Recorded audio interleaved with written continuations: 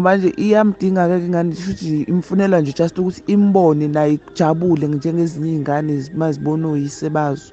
Hhayi ukuthi ngikhone kuningi engikufuna-ke nokuthi ingane yakhe imazi imbone ukuthi ukhona usaphila.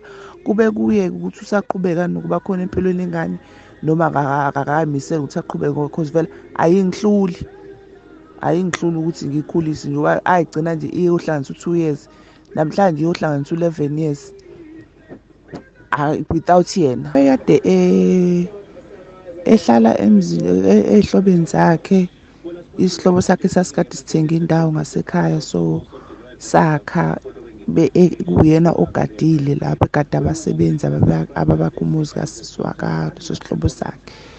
So satholana lapho-ke mina naye. Then-ke hhayi kwayizinto zahamba kahle nje za-right, ngakhulelwa nje kahle njengoba ngichazile. Ngateta ngoba even ngisho amagama wengane aqanjwe wuye amagama wengane.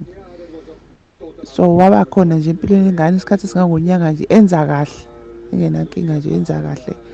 Nje nami kwangithokozisa lokho ukuthi hawu hhayi waze wa-right umfana enganeni ngoba nomndeni wami nje wawusho ukuthi nje hhayi wa-right umfana enganeni.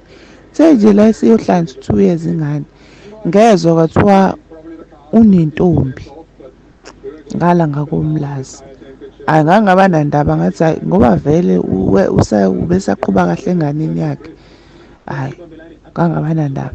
Ngezwa ngomakhelwane wangasekhaya owayesebenza khona lapho esihlobeni sakhe osebenza khona ukuthi hhayi bo lo muntu uzothi useganiwe. Ngathi hhayi ukuganwa kwakhe anginandaba vele phela iy'nhlanhla zabantu ayifani.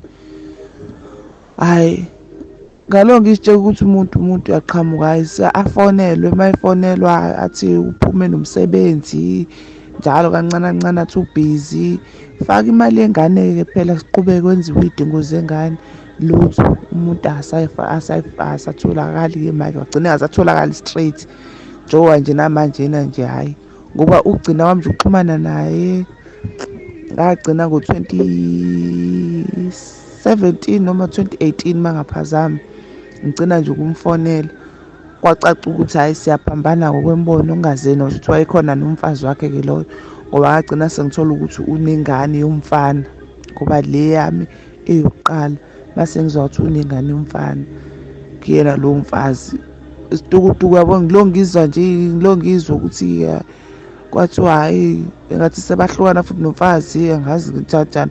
Engaba nandaba nayo leyo ngoba ivele engasekho vele empilweni yami engasekho futhi nasempilweni yengane.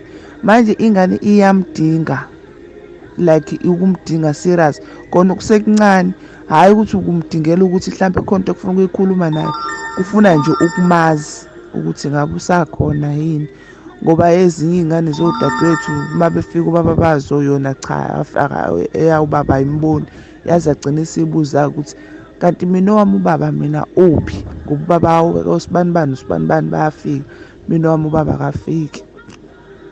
Manje kunzima ukuthi ngithi enganeni ubaba wayo uphi noma ngiqambe uma ngithi washona ekubeni ebebingazi noma usashona noma uyaphila yini.